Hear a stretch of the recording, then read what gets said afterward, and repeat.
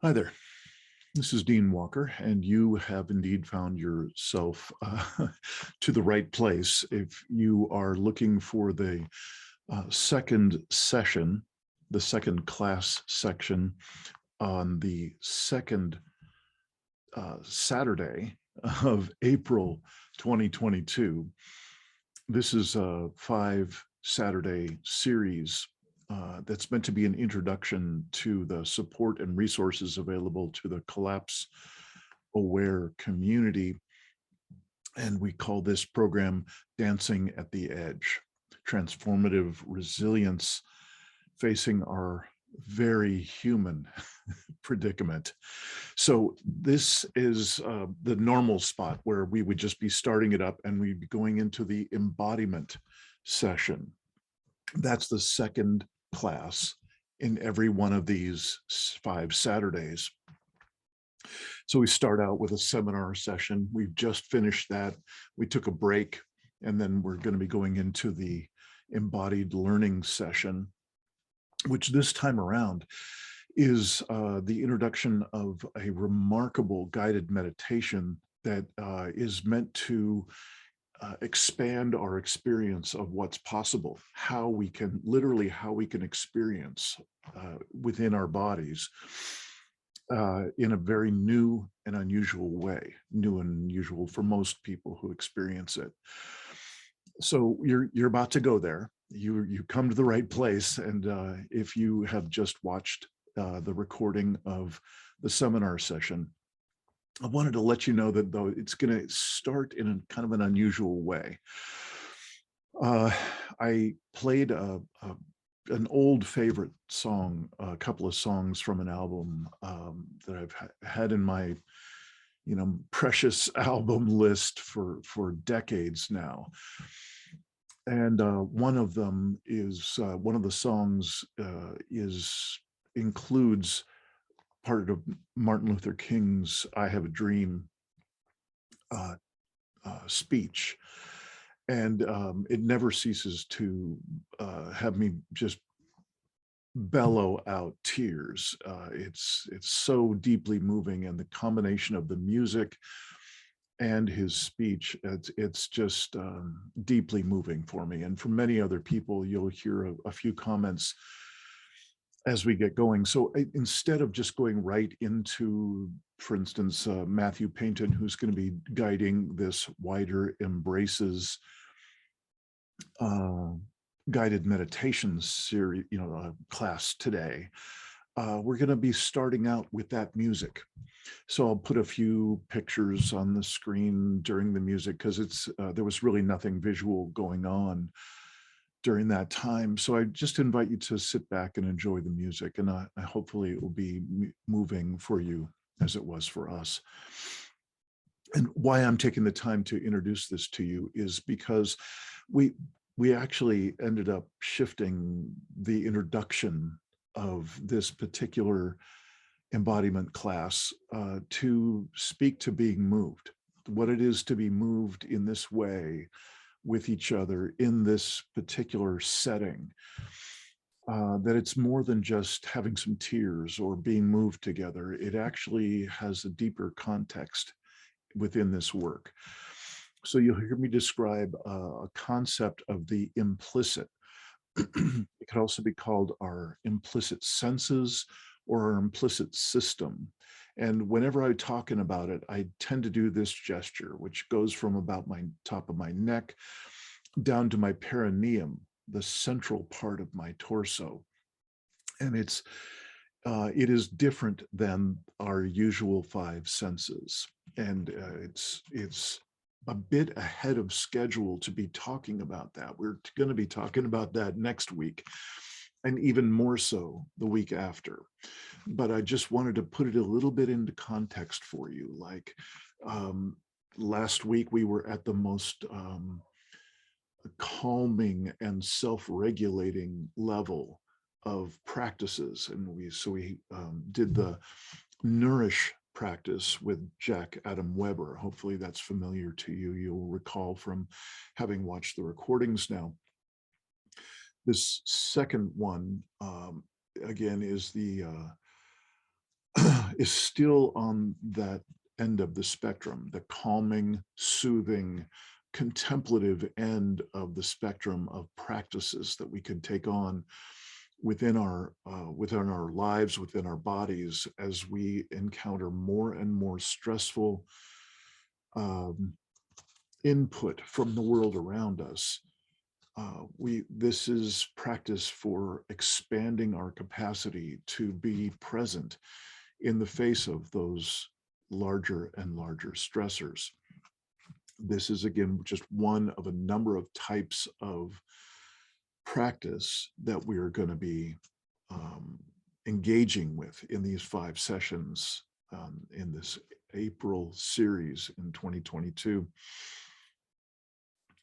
So what I was just talking about with the implicit system, what I'm asserting is that behind all the contemplative practices, the cooling or soothing or self-regulating practices, and behind the more activating practices, we're going to get to those next week, and we're going to start to dive into those. Behind all of those practices of reconnection with the deeper parts of ourselves, with our ability to relate with others and so on, that implicit system, those implicit senses, or shorthand, the implicit within us, that's the way in which we most deeply resonate with one another. When we deeply connect with another human being, I would assert it is through the implicit. Wanted to mention that to you. There's an opportunity to just get a taste of it, and perhaps you will also be moved to start to feel a resonance in however that implicit shows up in your system. So just making a little bit of sense for you of, so what is all this music? Why are the slides going by? That's just meant to be a gentle inspiration before we get the class going. And then you'll hear me share a bit about this implicit. And so I hope you are finding value in this series. And now you've gotten just a little bit of a taste, or you will have gotten a little bit of a taste of this implicit system within us all a couple of weeks ahead of time with this introduction of this particular music and these words, these extraordinary words from Martin Luther King. So I hope you enjoy.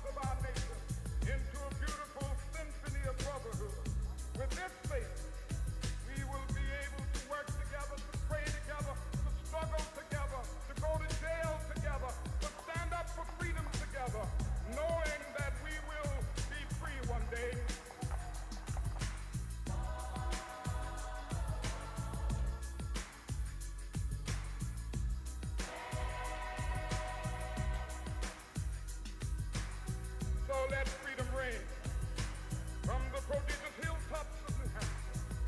Let freedom reign from the mighty mountains of New York. Let freedom reign from the hiking Alleghenies of Pennsylvania. Let freedom reign from the snow-capped Rockies of Colorado.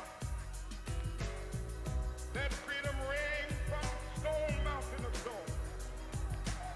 Let freedom reign from Lookout Mountain of Tennessee. Let freedom reign from every hill and molehill of Mississippi, from every mountainside. Let freedom ring, and when this happens,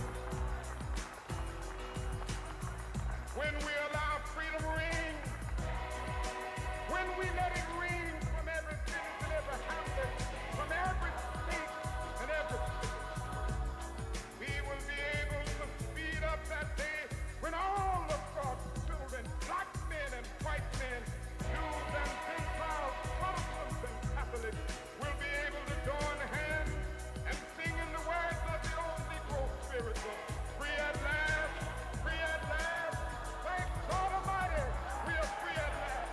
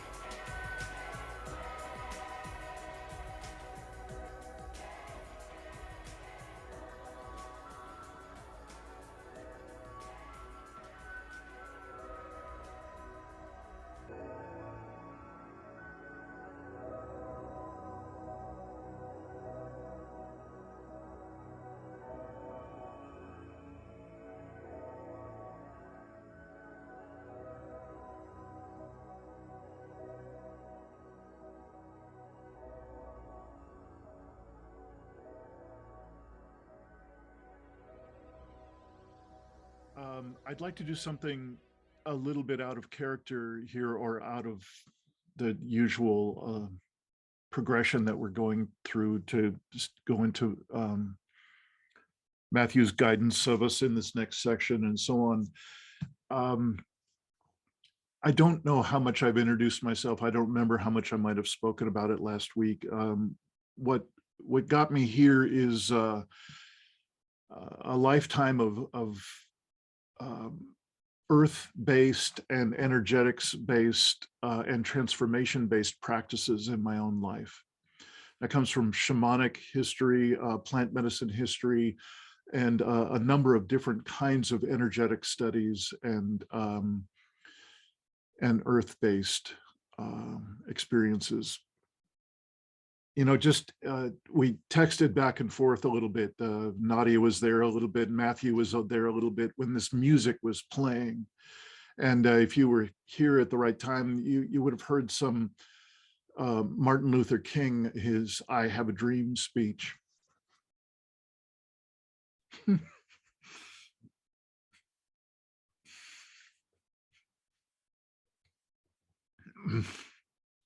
So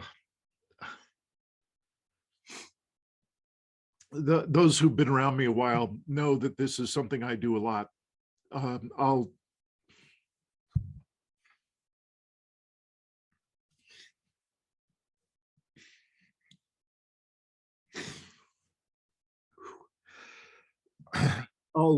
touch into what I call the implicit, the implicit senses, or the implicit system within my own body, where it shows up for me when I check into it, is between about my top of my neck all the way down to my perineum. And it's the kind of core of my experience as a human being. And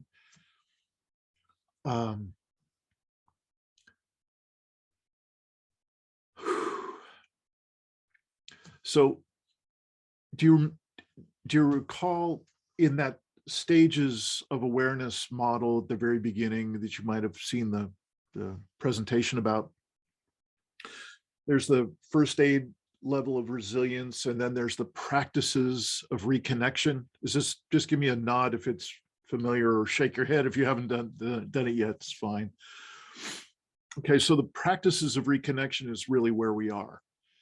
And we just did our very first practice of reconnection together. You probably got a few of them in your pocket. You chances are you've got some that you already do. But the ones we're sharing, we just shared that first one, that check-in thing. That's a practice of reconnection. It's a way to be more connected with another person in a very short period of time. You can have a sense of coherence with them, of co-regulation and co-arousal. I like that new term. Behind all of that is the intention to, the more I have reconnected with my deeper self, with other people, with earth, and with soul, chances are I will be more and more present in the face of larger and larger stressors. That's basically what we're up to here, is for you to be able to then take that expanded capacity to be present in tough times, to be more and more of service to the things and the people you love.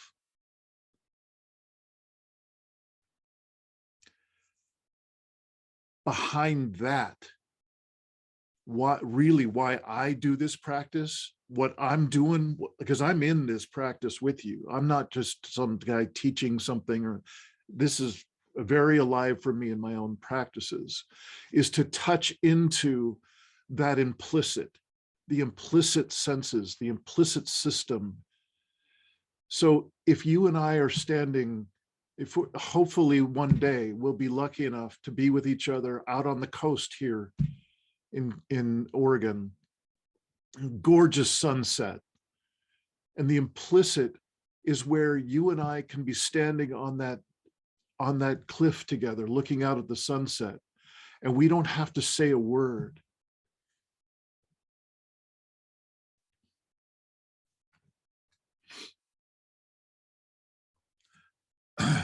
But we can look over at one another in silence and both be in tears. It's where orgasms happen. It's where that expanded sense of unity and oneness that happens for some of us sometimes. If we're lucky, we'll get it a couple of times in our lifetime, that expansiveness of, oh my gosh, I just feel like I'm as big as the earth, as big as I can see the whole night sky. Those special moments when you know, perhaps I'm not a parent myself, but I've heard time and again when the parent looks in their newborn's eyes for the first time, it's like nothing else. It's ineffable. You literally can't describe it. It's just this expanded experience of oneness and love present. That's the implicit. So that's where we're headed.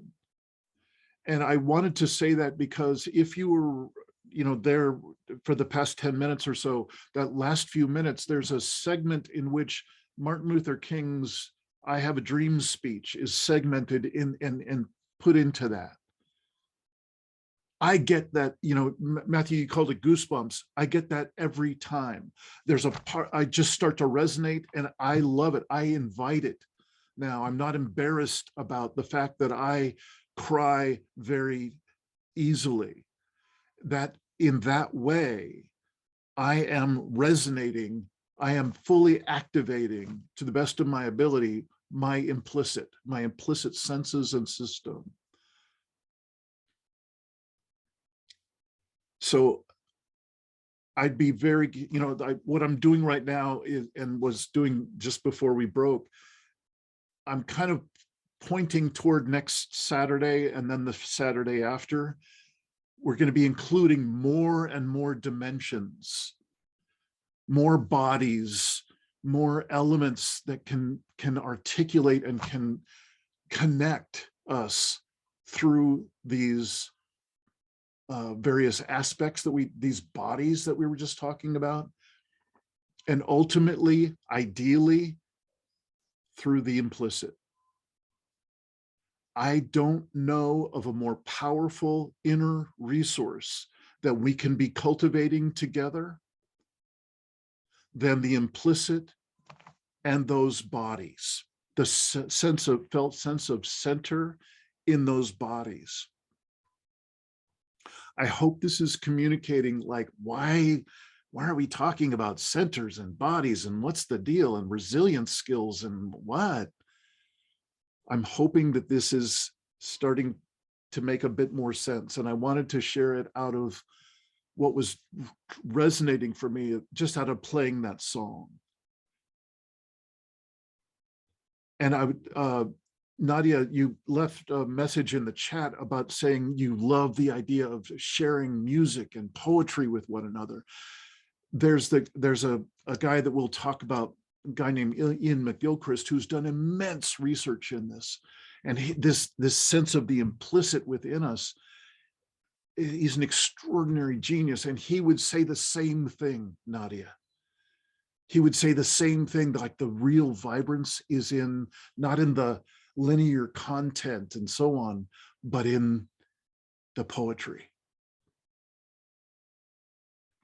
So we're about to step into an exercise, a practice with Matthew that is, for many, it is a first-time experience of this energy body. You don't have to think about it. You don't have to use those words. You don't have to do anything but just follow along in the way that best serves you. Follow along with Matthew on this journey. Really look forward to hearing what your experience is. It might take 2 or 3 times of this to really get your first major taste, and maybe it's today. And so I wanted to introduce you to that part of me and how I orient to those practices and to that implicit system, and how easy it is to be able to feel connected with you through that implicit system just by a simple song. So thank you all for bringing yourselves to this, the most difficult conversation in human history. And what we're hoping to offer you is a few practices that, if you choose to take them on, might give you more and more of a taste of those implicit senses and that implicit system. Thanks for letting me share that with you. And Matthew, whenever you're ready, brother. Lovely, lovely moment of arousal. That's what we're going to do now. This is called a meditation, but meditation has a presumption that it's a mental process, but I would call this a somatic, a body. It's a whole body meditation. So I'm going to evoke a series of embraces, which are parts of our larger being, the dimensions of this extraordinary and amazing universe that we live in, and this embodiment that we have. It's a beautiful script that's been polished for a decade to evoke different aspects of our body, and we sense into it with our energy body, which if you don't have a clear sense of that, it's just your body, just the feelings, the space inside.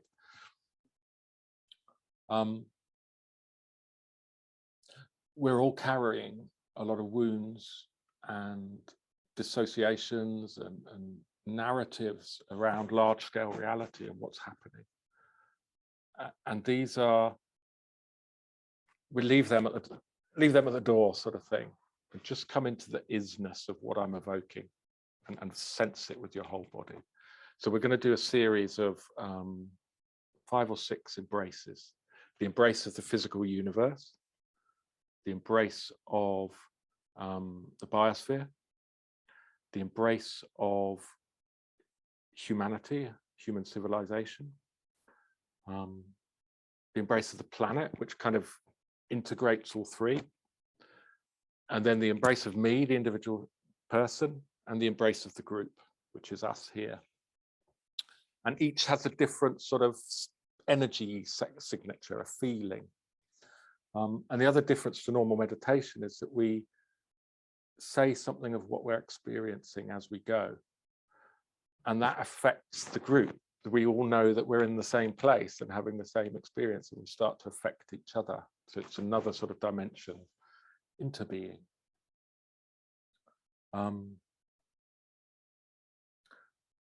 What else to say? We turn the cameras off, so we're not self-conscious. Some people, especially first time, get very dreamy, which is absolutely fine. But pay attention to what's going on in your body. And when you speak, what's really useful is sensations like fizziness, excitement, or colors, or what you're sensing in each of the embraces. And how long do we have? What time do we want to? It would be just about perfect if you could come in at an hour or 55 minutes. Yeah, okay. Yeah, that's and plenty. Matthew, if I might, I'd like to ask you to say just a little bit more about when you might ask us to say words, and what's you said a little bit about the sensations and so on. Could you say just a little bit more about what it'll sound like when you're asking, and what sort of things are what you'd like us to be speaking? So nobody has to speak, nobody's obliged, and we can't all speak all the time. So might be 1 or 2 people. I'll invite all voices, so you'll know that's an opportunity to speak. Normally we say in the embrace of the biosphere, I'm sensing an aliveness and a fizziness, or something like that. That's usually enough. There may be insights as well that come, but we tend to speak about those. If you find yourself getting mental and wanting to talk, it's better at the end to do that. It's really the physical sensations that are useful. Does that answer there? Yeah, it does. Thank you. Does anybody else have a question for Matthew before he gets going? Great. Okay. So let's. And so, Matthew, I'm imagining that we will leave our microphones off until and if we have something to say in response to you saying all voices welcome. Yes. Yeah. Okay. It's better to leave the microphones off and just unmute if you're moved to speak. Dean will probably go first the first couple of times, and then we get a sense of how to speak. But there's no getting it wrong.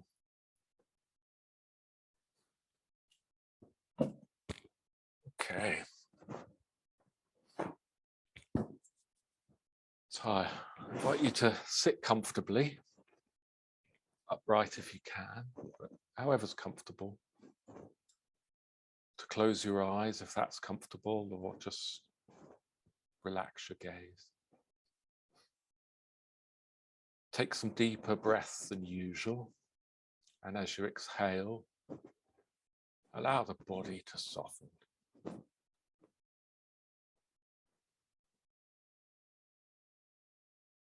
There's no right or wrong way to do this, so don't be anxious. Just enjoy.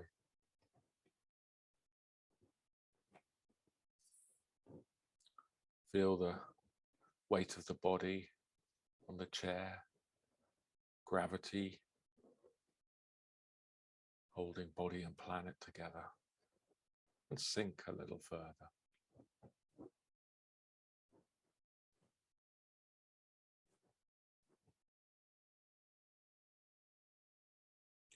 I'm a physical, material being. I'm composed of particles, forming atoms, forming molecules. But from this perspective, that's all I am. Stuff, matter, substance.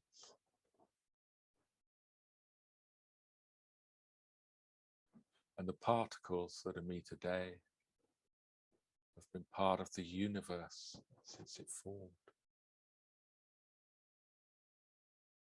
They've drifted as interstellar clouds, found themselves in the belly of stars, which exploded. And they were present when the solar system formed. So the whole history of the universe is present as me today. And the molecules that I am have been part of the earth since it formed 13 billion years ago. They've been everywhere, deep down in the earth's interior,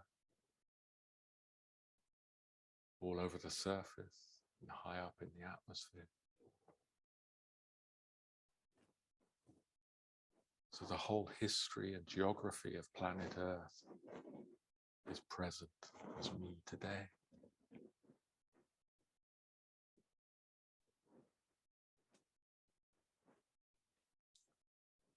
And although I appear to be sitting still, I'm rotating with the planet, orbiting the sun, rotating with the galaxy, and expanding with the universe. I'm an integrated part of the physical universe.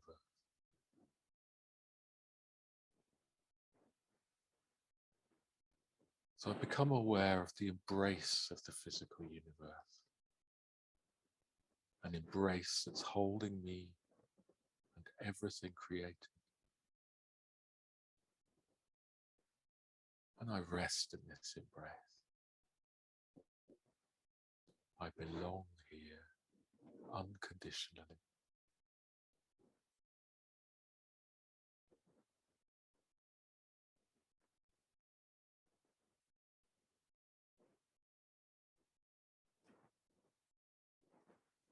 This embrace, there's nothing to think, feel, or do.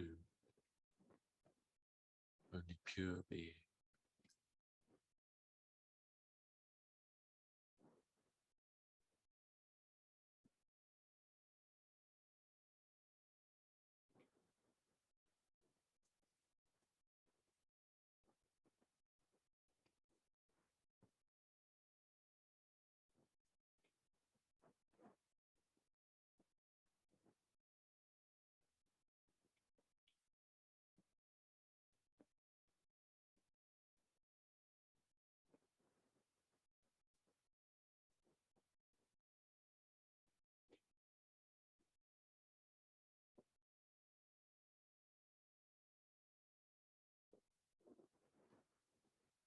And out of the physical, the biological emerges. Life. I'm a living, breathing being, composed of cells, forming organs, forming all the complex systems needed for me to live.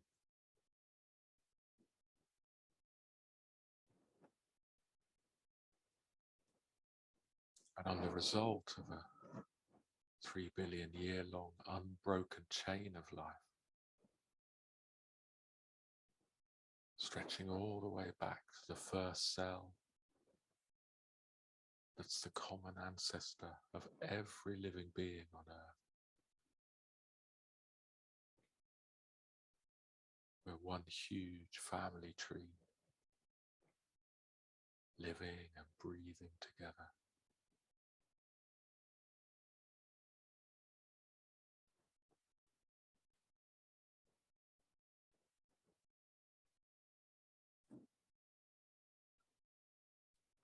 So I become aware of the embrace of the biosphere,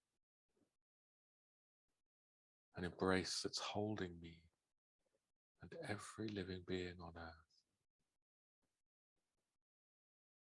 And I rest in this embrace. I belong here, unconditionally.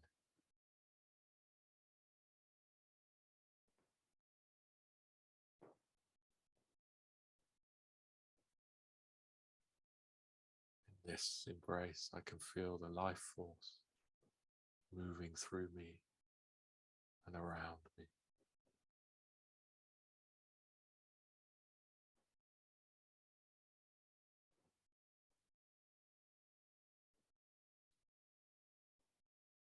And our vital voices.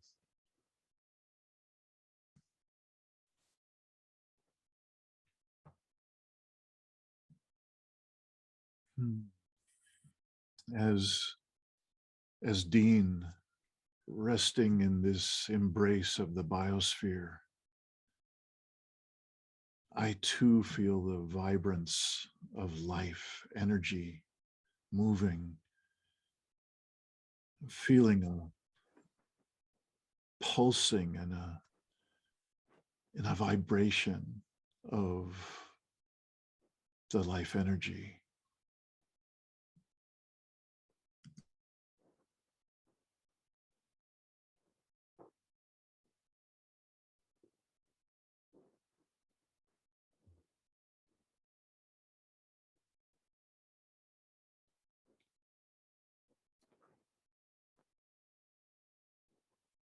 I'm getting the sense that this aliveness that I'm feeling has been alive for a very long time.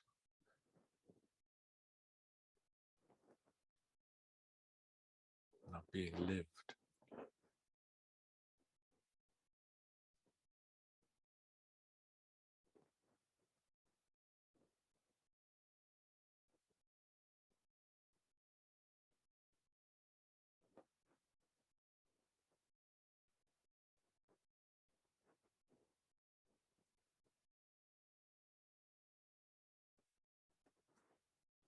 Fizzing waves of energy, fuzzy boundaries.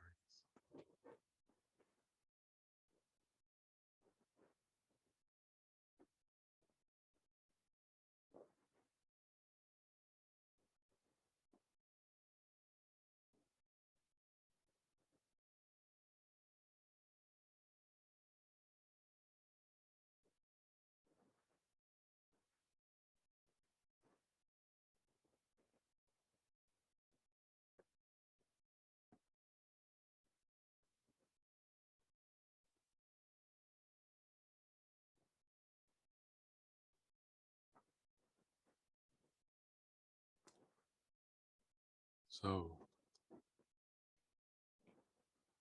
out of the biological, the cultural emerges. I'm a node in the human culture. Everything I'm born into as a human.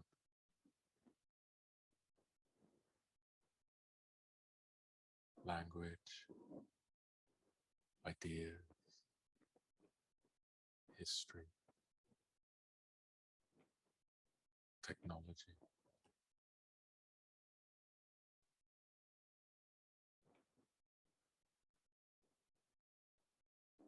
this culture that I am stretches all the way back to our ancestors, coming out of Africa, moving around the planet.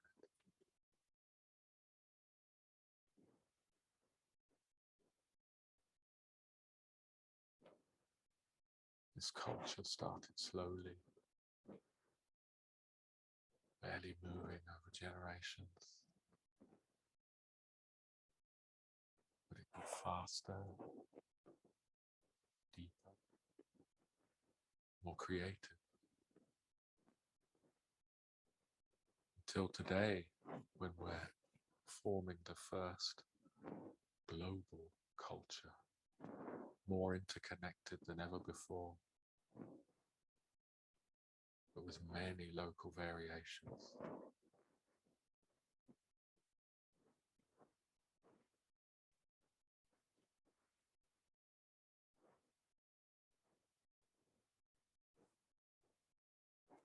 So I've become aware of the embrace of human culture, an embrace that's holding me and every human being on earth. And I rest in this embrace. I belong here unconditionally.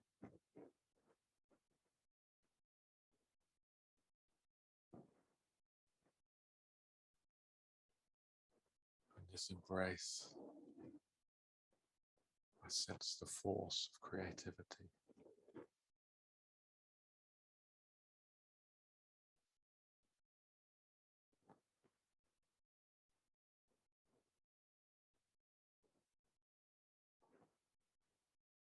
I'm vital voices.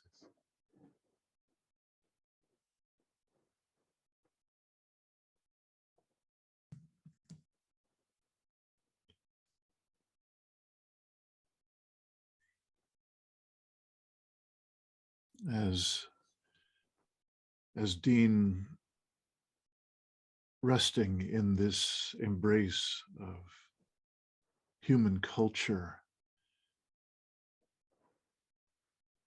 I sense so much motion, so much vibration and movement. An occasional pocket of one note, one sensation, one almost flavor, and then back out into the noise, into the motion.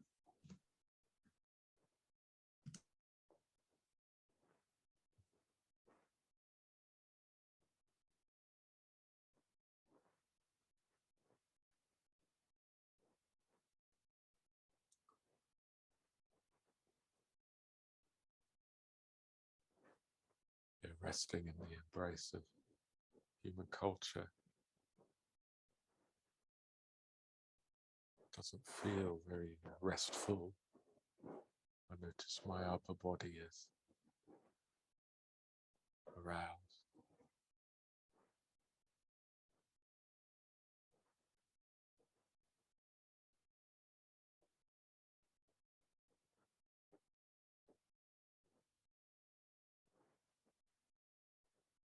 And some butterflies in my tummy.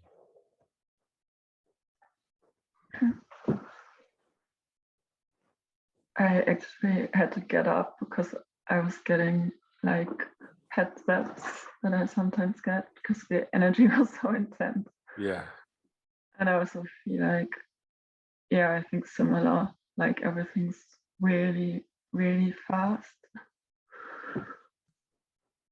Yeah. When I try to tune into a collective or culture,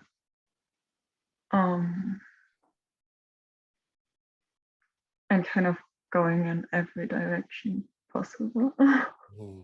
That makes sense. Yeah. But also, I don't know if that's too analytical already, but I don't know how else to explain it. It feels like it's in some ways so insane already, like it's so close to kind of like the breaking through somehow, or like remembering, or kind of like if you increase lies and confusion more and more and more and more, and at one point like you can't really hold on to it anymore because just maybe Yeah. that's hope, I don't know, but that it just kind of implodes or it falls away, or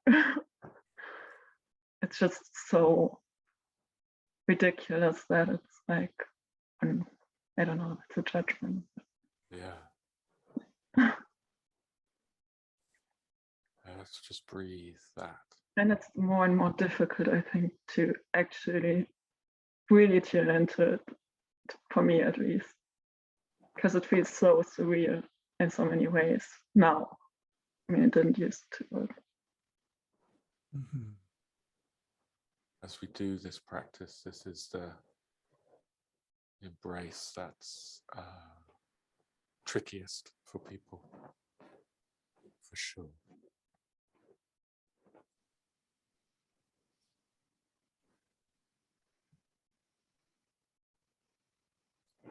So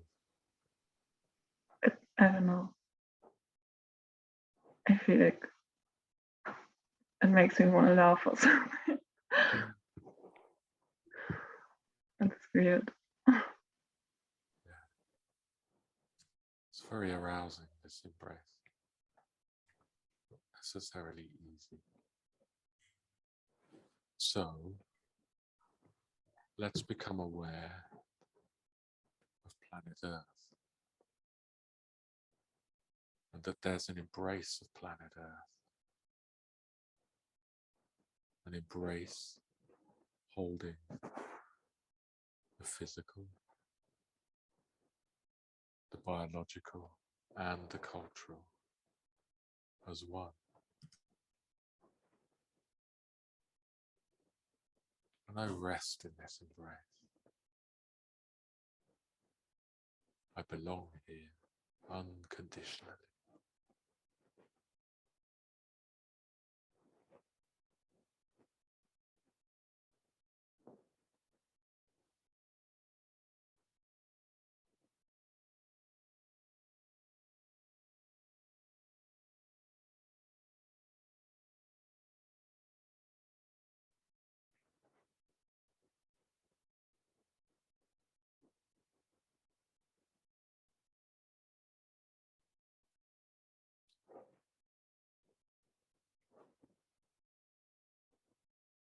We'll come back to this embrace at the end of the practice. For now, we'll let go of the focus on the widest embraces and become aware that I'm an individual human being and that there's an embrace of me, an embrace holding the physical, emotional, mental me.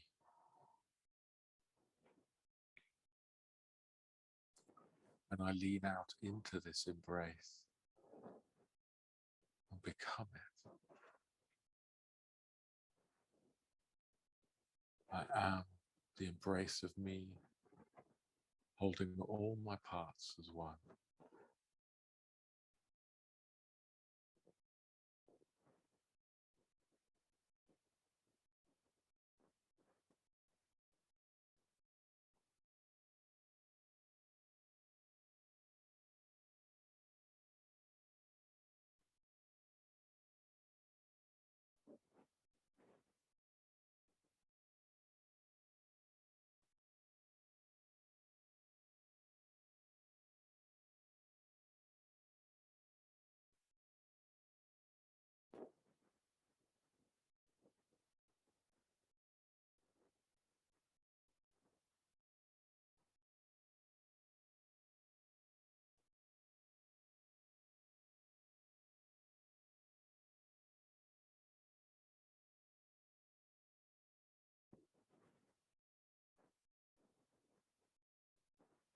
As the embrace of me, I lean in a little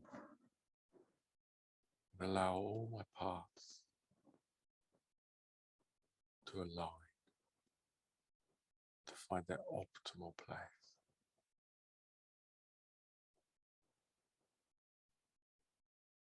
Healing and aligning.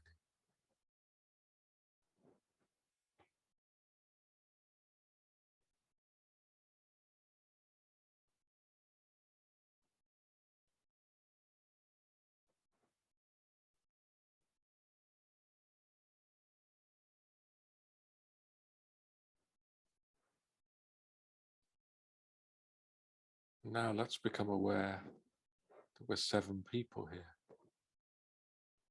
Dean, and Melody, and Terry, and Jonquil, Sarah, Nadia, and Matthew. And that there's an embrace holding us, the embrace of the group.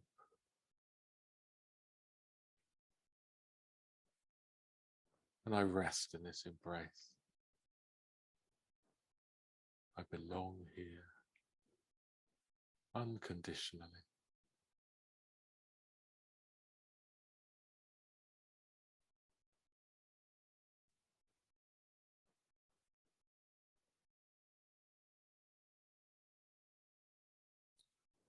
And our vital voices. How's it to rest in the embrace of the group?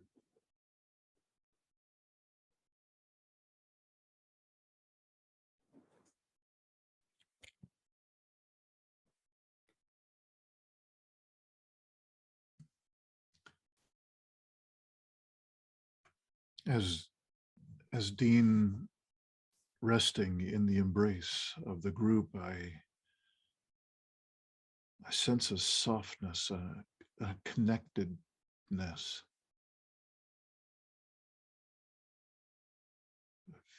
fuzzy boundaries.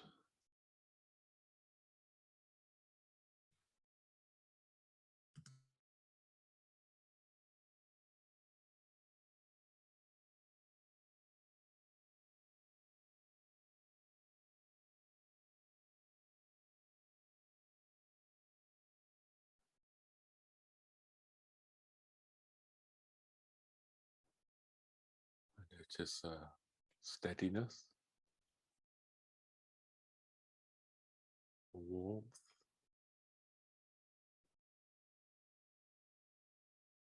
and a delicious presence.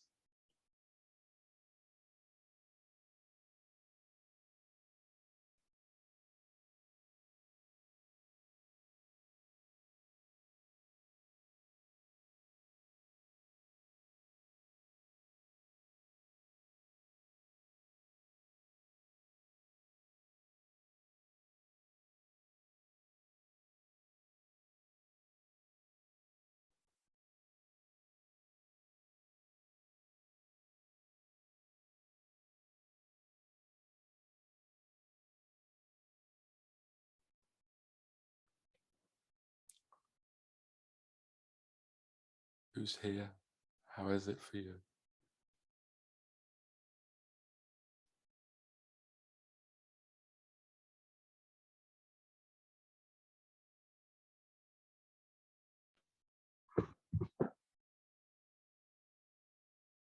I'm here.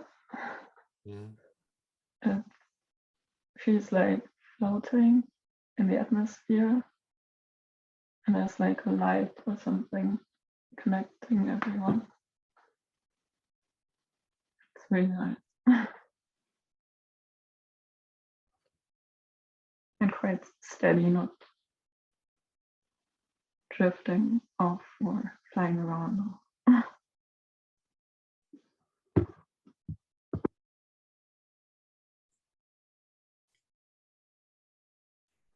I'm here. Mm. I feel deeply rooted into the land on which I live. I feel also very expanded,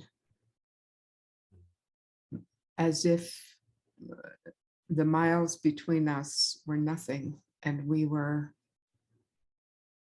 somehow together in the same space, holding space for each other. Isn't it amazing that we are in the same space, even in silence? We can sense each other.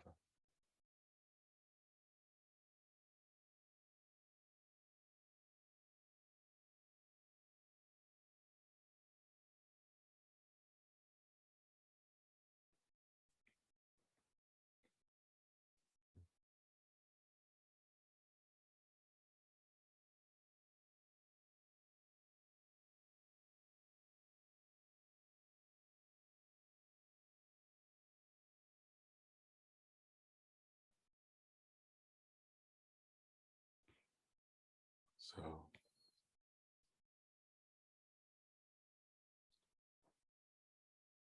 the embrace of the group will stay with us. Let's become aware of planet Earth again.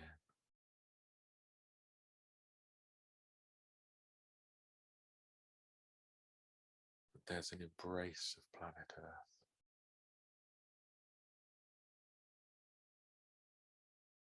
It's physical, biological, cultural, and more besides.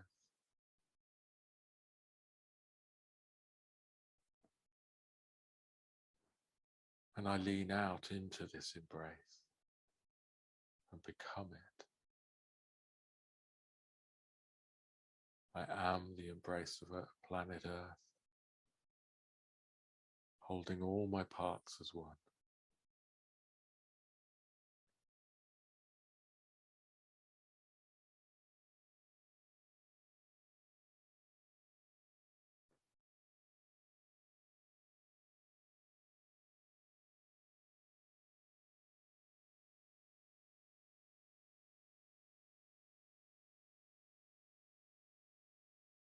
I welcome all voices.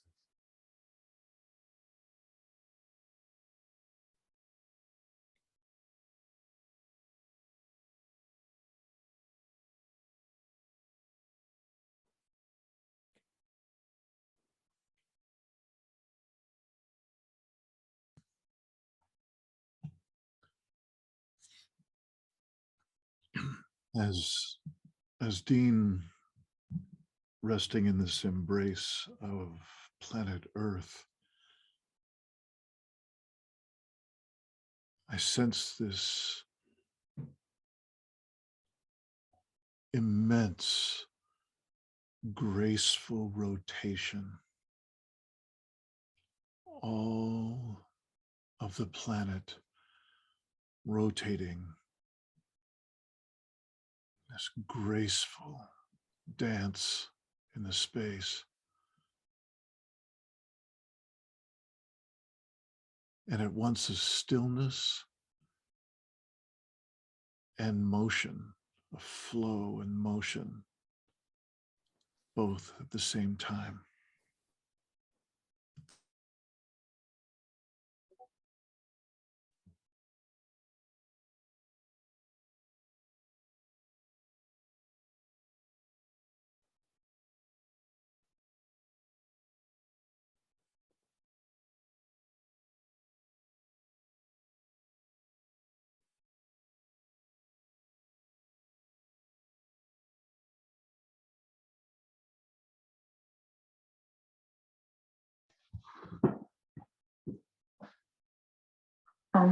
As Nadia, I just got really aware of the birds singing outside, and also silence at the same time. I think the birds are really nicely singing now that the sun is going down, but maybe I wasn't aware of it before. Yeah. Beautiful.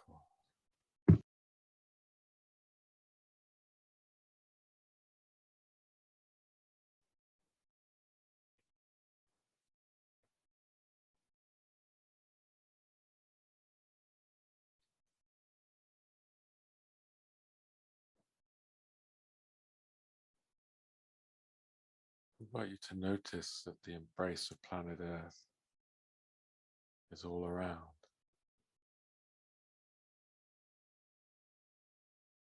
In front and behind,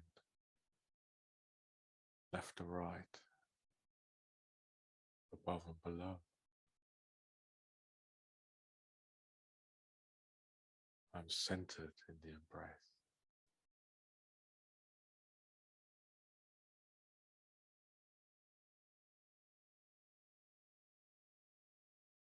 And as I breathe in, I notice I'm an expression of planet Earth.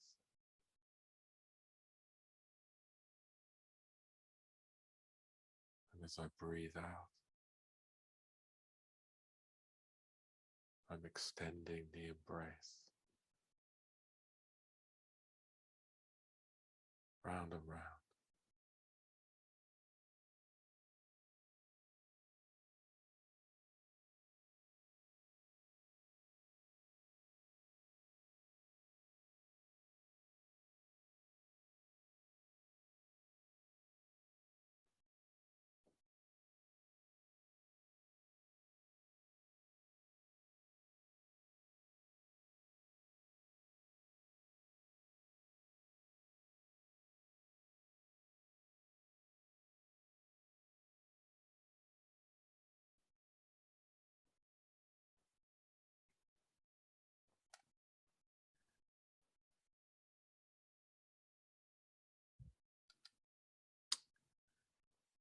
This is Terry.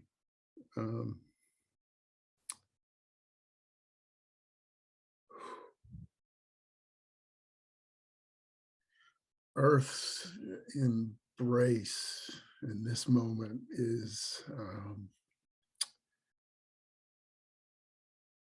the fullness and presence of nature's energy and power.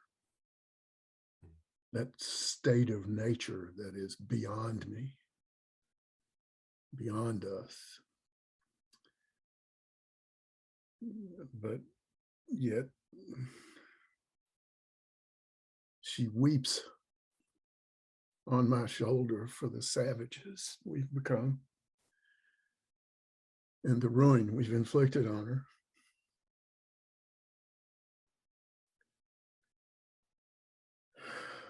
She takes me fully in that embrace, nevertheless, with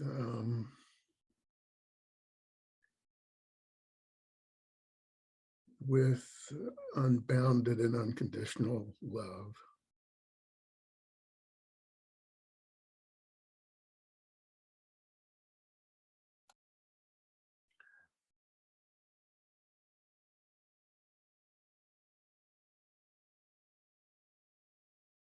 Unconditional.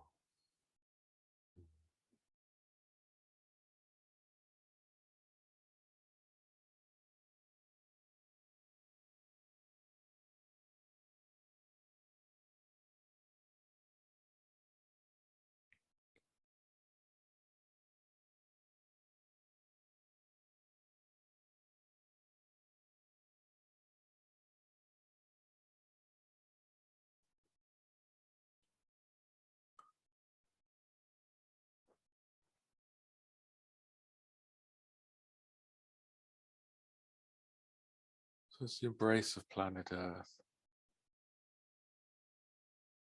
I become permeable to the embrace of the sun, the solar system.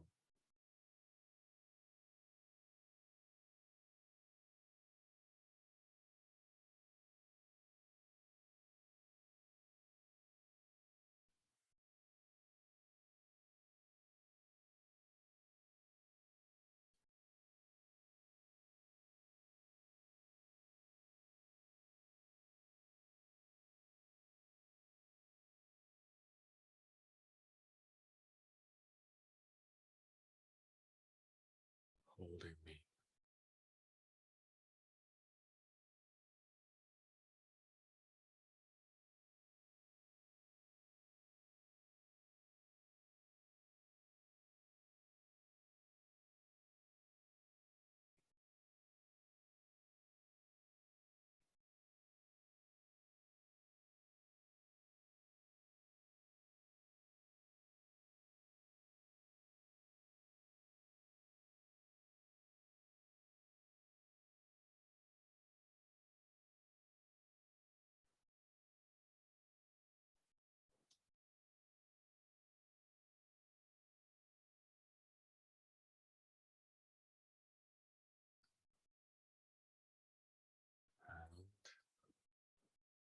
When you're ready, I invite you to wiggle your toes and fingers. Have a stretch.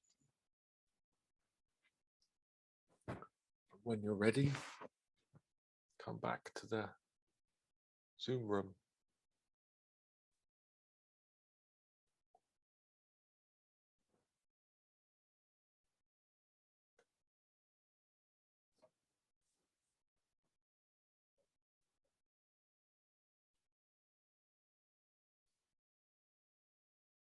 Welcome back.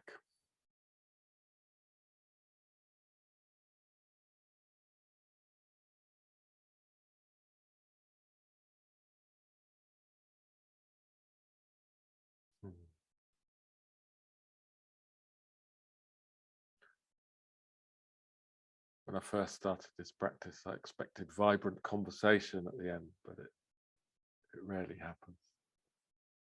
Some insights and observations, but just to notice, check inside a moment, and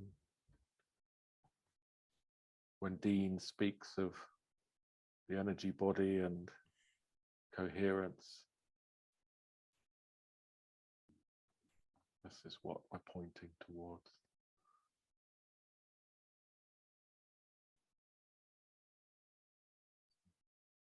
So how was it?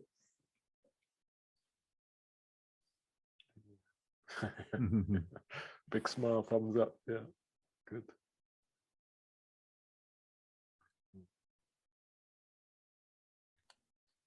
You know, Matthew, it also is a quiet time for me after a wider embraces session.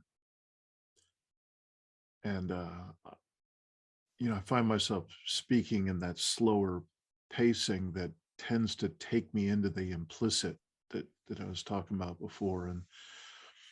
And so many times in each of the embraces you took us through, particularly the planet, was rich for me today of vibrating there. And I had to really stretch to find words. I just so again, we'll talk more about this, how I access the implicit. I'm so curious how you access the implicit if you give yourself that opportunity, and just speaking those words and just letting it resonate again in my system. The beauty is so immense, and it's so difficult to say in the words that I know. So I know you don't take it personally if we're quiet. I know it's not that way, but I just wanted to speak how much beauty and immensity there is. And you use the word alignment. And I don't know how to describe, but I get it, why that word is in there. You know, in the solar system, for instance, it was just dancing, but I don't know how to describe it. So that's just a bit of what I would say about this session.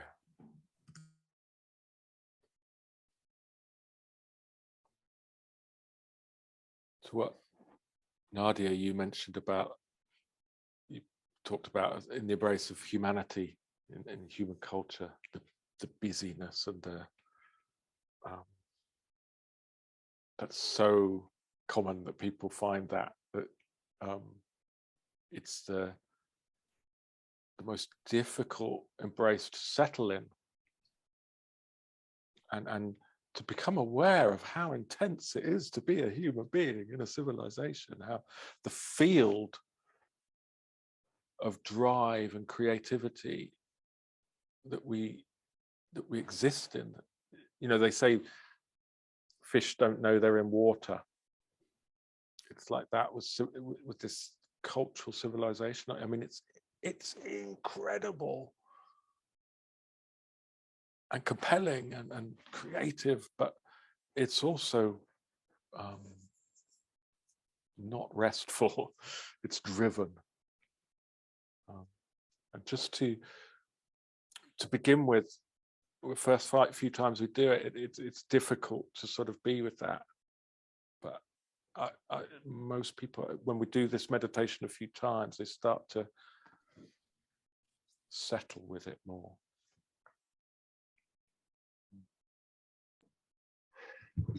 Yeah. It's weird because I tend to alter between the completely like everything's so busy and 1,000 thoughts and kind of ADHD thing, and then being like so like I can't really find any words, and it's difficult to express. But I feel like with the embrace of the earth, like this week, even like thinking more about this, what centered means, something in my whole worldview kind of shifted again. And I've been thinking, researching, I don't know, more like thinking about the core of the earth and the center of the universe. And now I felt like there was this whole other dimension that I always looked outwards, or just like what there is materially kind of mostly. And yeah, that was really different. And yeah, it's good. Yeah. I don't know if that's the right word, but just the science has given us this amazing map of the structure of reality, of the universe we're in, but it doesn't internalize it. It objectifies it. yeah, it doesn't internalize it. And this is kind of, oh yes, but I am the universe, I am the planet. It's yeah. I'm an expression of it, and then we're much more resourced and centered. Yeah. I've been trying to do more like breathing techniques, like one we did last week, for example, over the week, and more kind of transcendental meditation. So now I really have to ground myself when I go kind of off, because like imagining things and researching like all the lost mythologies and mysteries schools, and I don't know, whatever, and I don't know, other dimensions, aliens, and then at some point I have to really like, then at some point I get this grief again about like the physical world, and it's still all kind of a mystery to me how it's all interconnected, and like so much is happening, and I can't really, you know, I'm just a tiny part of it, and I have no idea actually.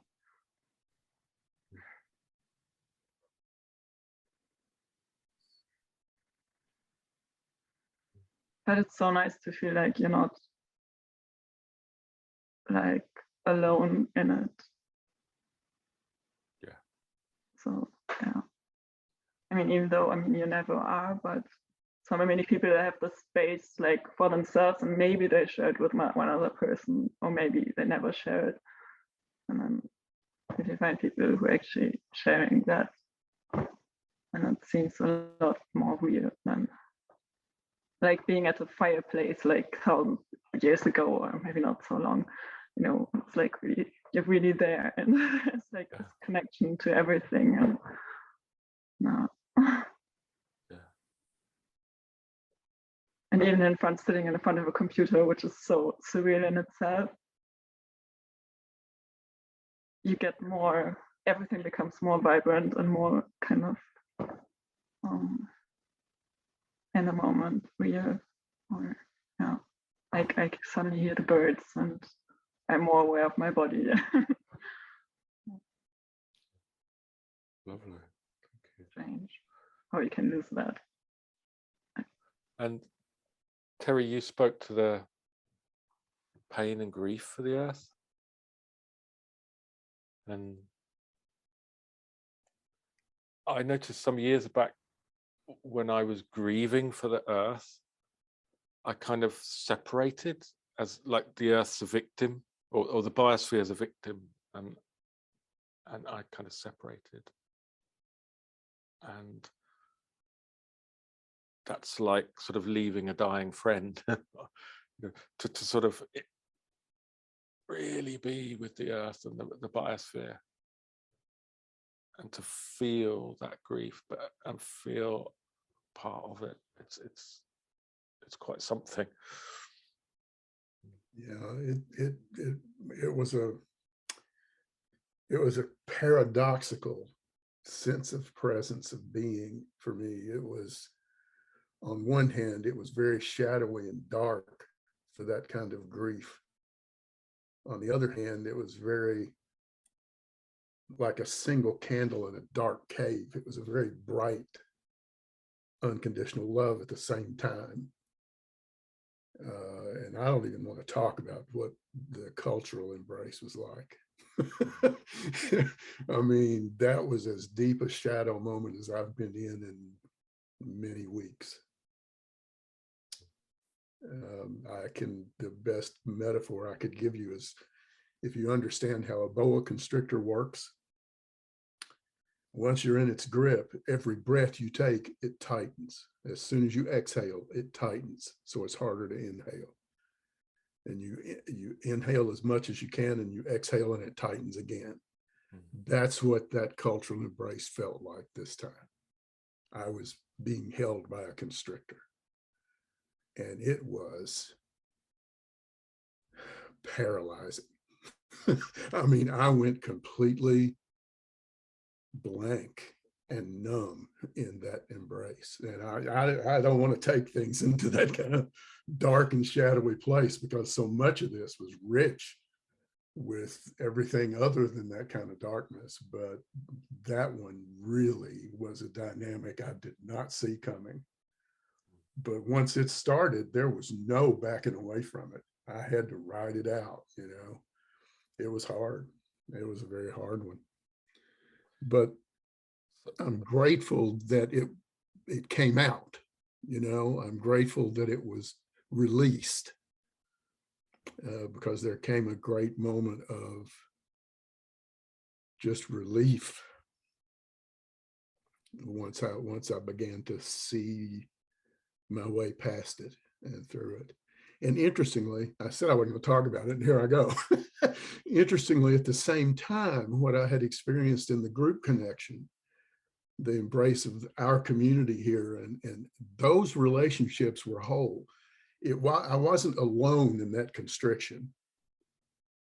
You know what I mean? I felt like I was taking on that constriction personally, but it was something all of us are caught and trapped in, you know, relationally, as a community, as a commons. So anyway, I'll stop there.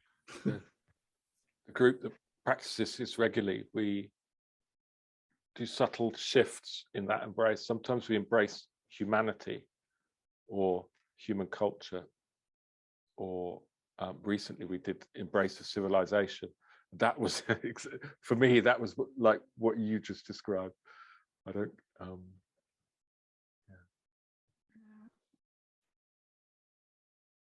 I think what Terry said, I think actually, now that I'm thinking about it, I probably felt something like that is similar, a bit different, because I actually had to get up several times, because I don't know, I have this since like beginning of last year, I think. Sometimes I get, not very often, but I get like these, like even like cramps and like shivering, and my muscles, they're tense, and I just know that I have to move, and otherwise it's gonna be worse. And I felt it was like so much energy. And then I also I think he mentioned something about like grief and like how we've become so savage. And then I remember, or I didn't remember, I think I've been carrying that so long. I had this really, really, really strong guilt since I was basically a child that we are doing something horrible to the earth and we are destroying everything. And I have to figure out why and I have to stop it. And I think like I was really telling myself, you know, okay, it's not like, it's not like, I don't know, I get it that like when you said like we are part of the earth and like this paradox, but I think if you see her like in the way maybe people in the past or different soil, I guess also like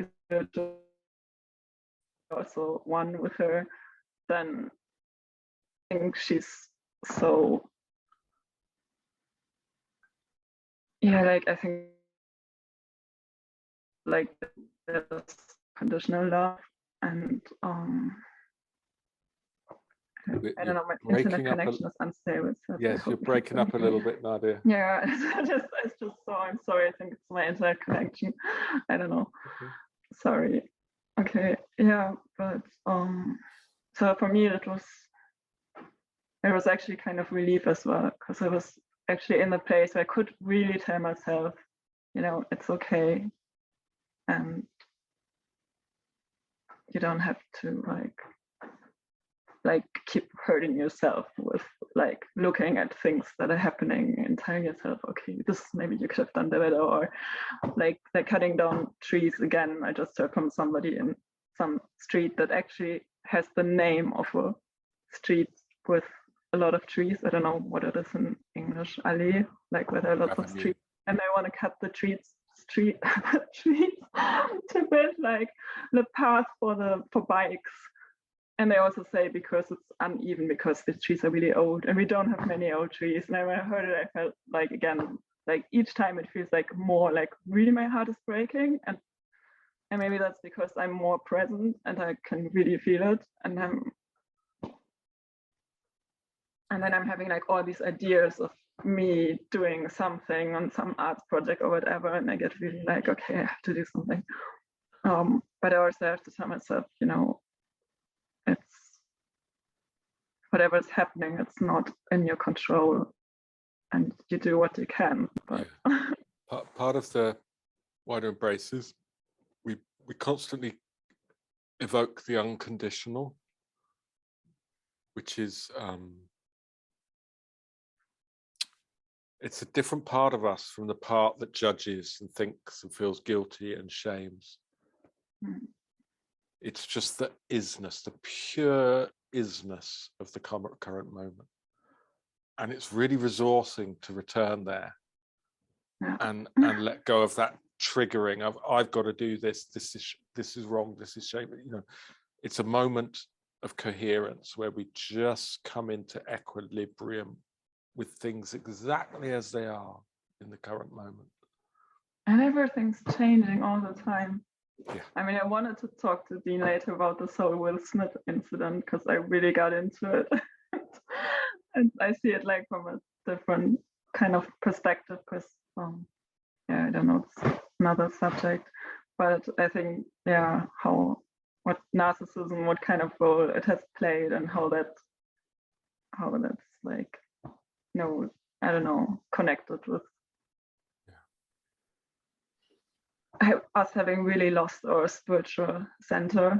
And us also, like, even when you at the beginning, when you started with us seeing ourselves as physical beings, I noticed that I really find it harder now to see myself as a physical being.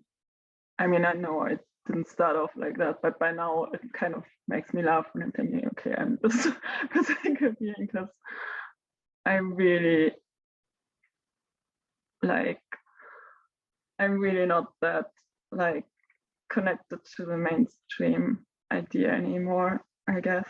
And I think a lot of people are breaking away from that and kind of remembering that we're not just physical beings, but we're more spiritual beings that have a body, even though the language doesn't really work because it's not like possession or anything. But which is when the sort of mainstream ideas about paradigm is breaking down, like it is at the moment. the Like so much materialistic kind of paradigm that is so constricted and so, I mean, tiny and inadequate for so That's many why things. it's important for us to circle and come into co-regulation so that we can keep a grip with each other. That's No. So Dean, is there anything you wanted to finish with? Yeah. First, just thank you, Matthew. It's just such a joy to go into those spaces with you. I really appreciate very much you taking us along. It's a pleasure.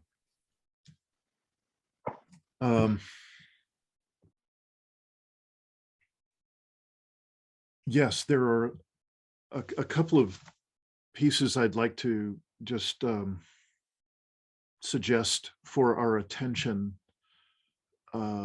as we go between this week and next. There's some particular content. I don't know where you might be. If some people will just go ahead and watch lots of videos and read the articles and get out ahead, and some not. So I do know that one of the main pieces this week, the week number 2 in the content, is an interview with a woman named Dia Khan. And that should be in the title of the videos, and it should be quite close to the top, the beginning of the content for week 2. And I'd ask if you don't watch anything else, please watch that. And I'd like to just give you a sense of one possible way to watch this video. That we actually have a number of ways that we can generate how we engage with content, how we watch a video, how we read something, how we read a poem, how we listen to a song, how we engage our attention makes a difference. And so I'd like to ask you to engage with this interview with Dia Khan. She's a filmmaker. She's a woman of color.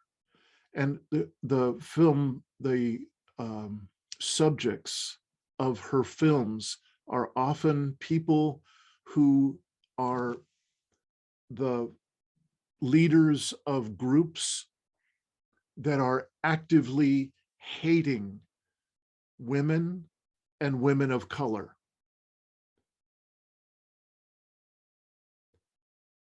It's one of the most extraordinary interviews I've ever heard. Here's a woman, and a woman of color, who has taken on this path of telling the story of people who have a central focus to express hatred toward women and women of color. Just saying that takes my breath away. I can feel a constriction in my chest and my breathing. For many, many people right now, it has been years now of more and more polarization, more and more separation, more and more being driven by our knee-jerk reaction against those people over there that I don't like, or I hate, or I want to harm, or feeling that energy coming toward us.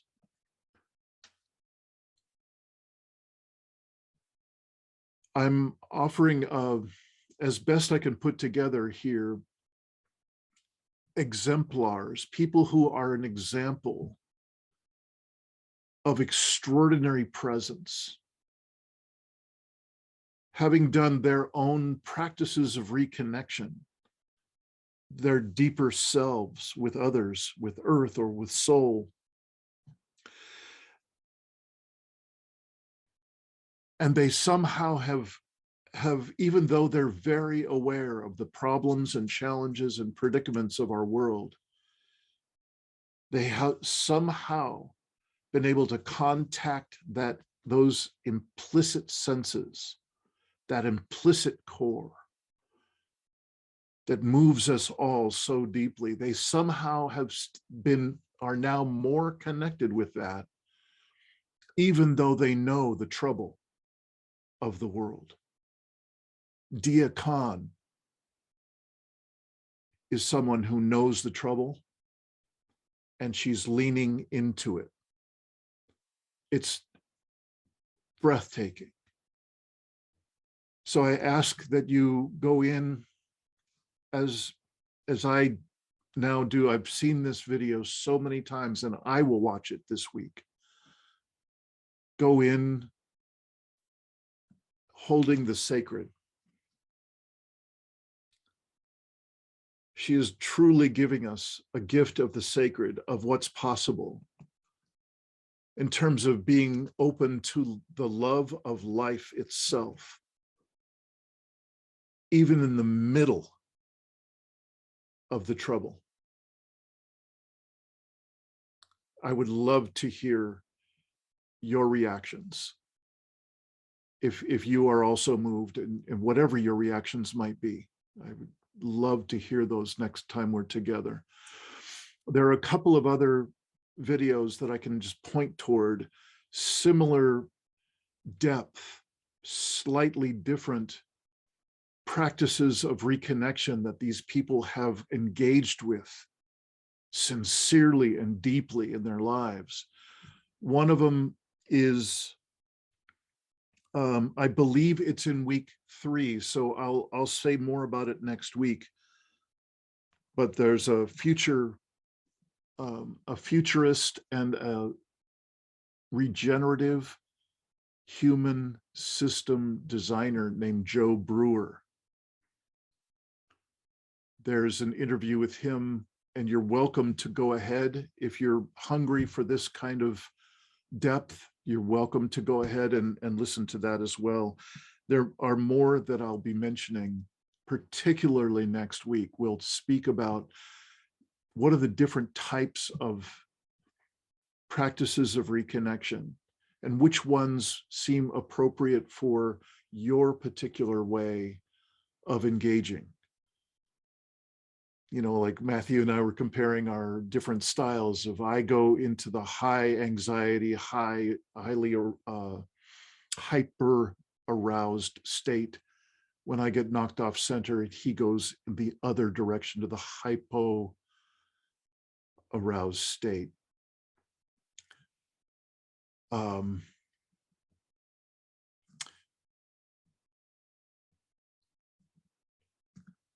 There's more that I was thinking to say, but I think I'm going to stop there, because there's such a purity.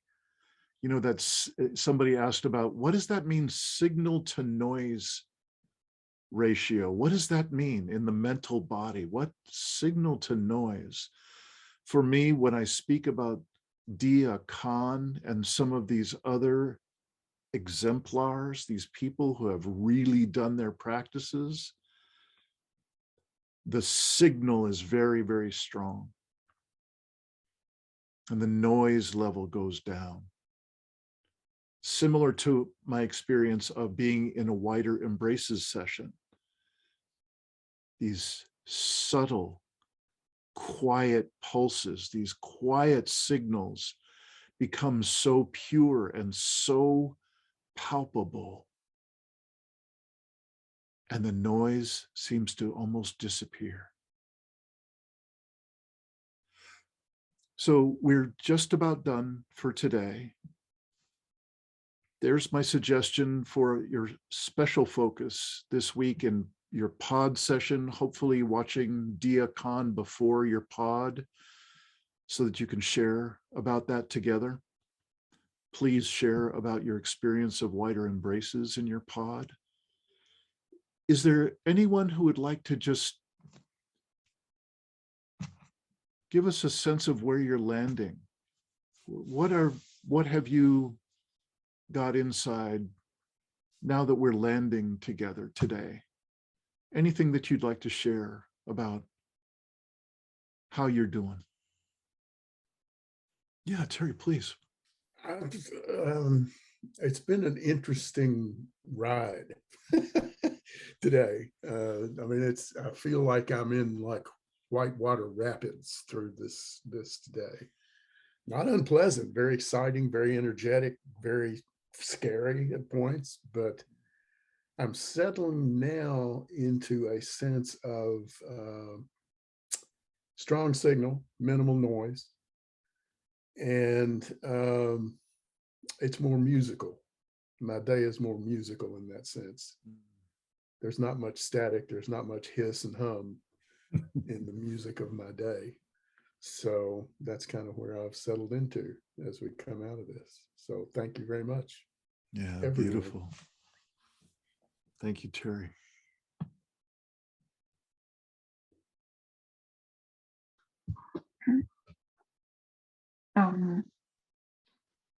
Is that still time? Can you hear me? I can hear you. Sorry.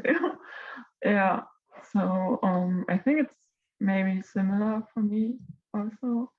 And also because here it's close to 9 o'clock, which is not so far from my bedtime. I think I'm going more to the theta waves. That's correct. So it's everything's a bit more, I don't know.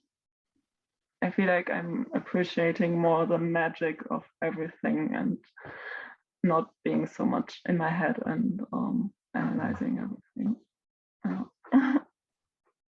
And it's a little bit, the wind is picking up outside, so it's kind of different feeling now.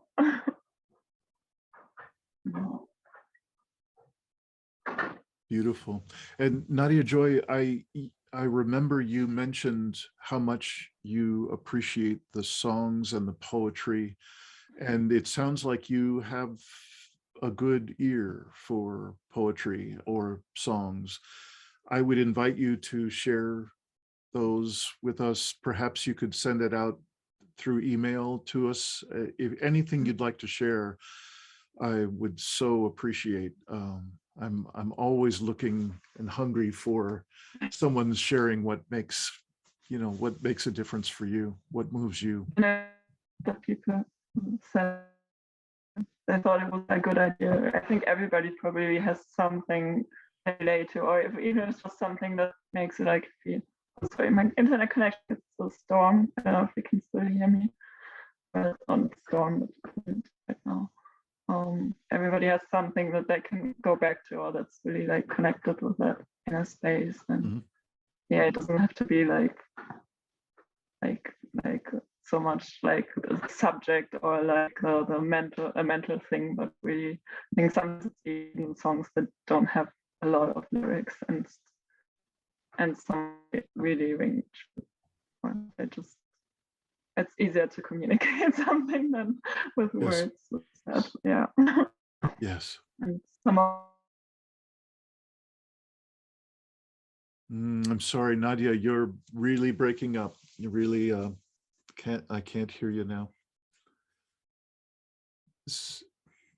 But thank you.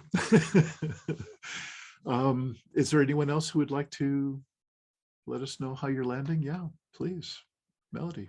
Feel really grateful to be in the company of other people who have, researched and studied and are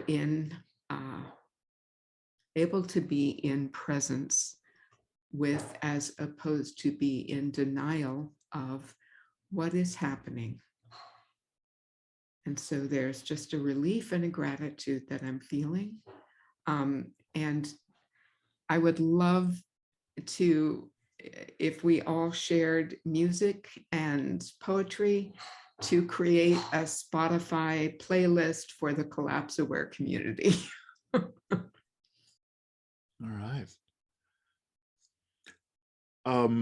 Melody, are you conversant enough with Spotify that you could set us up with a, get it going and send us out the link that we might contribute?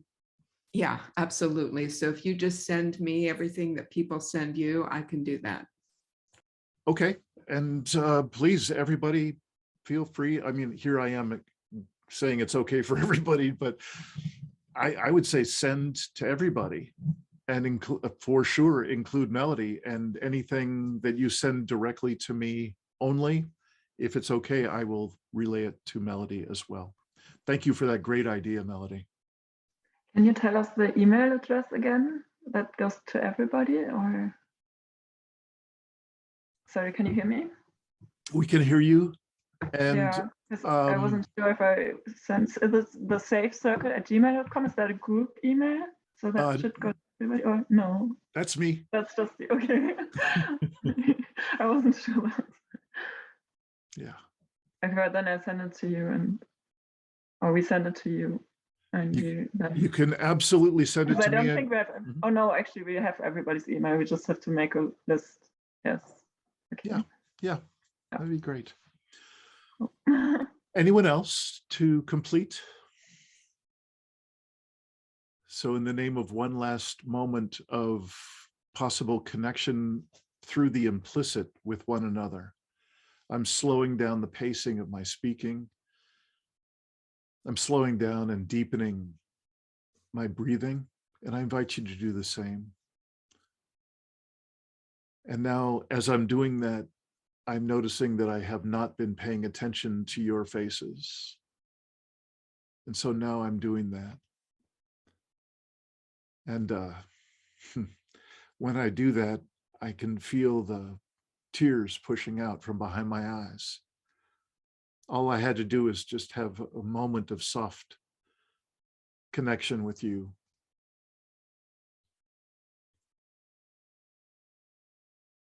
I'm so appreciative of having the space to be able to speak about and share about the implicit and share about the deep, deep joy that it is for me to be with others who care enough to be engaging with practices of reconnection, practices of reconnecting with our own deeper selves and with each other, with earth, and with soul. It is a privilege and a pleasure. And thank you very much for bringing yourselves so beautifully, so generously today.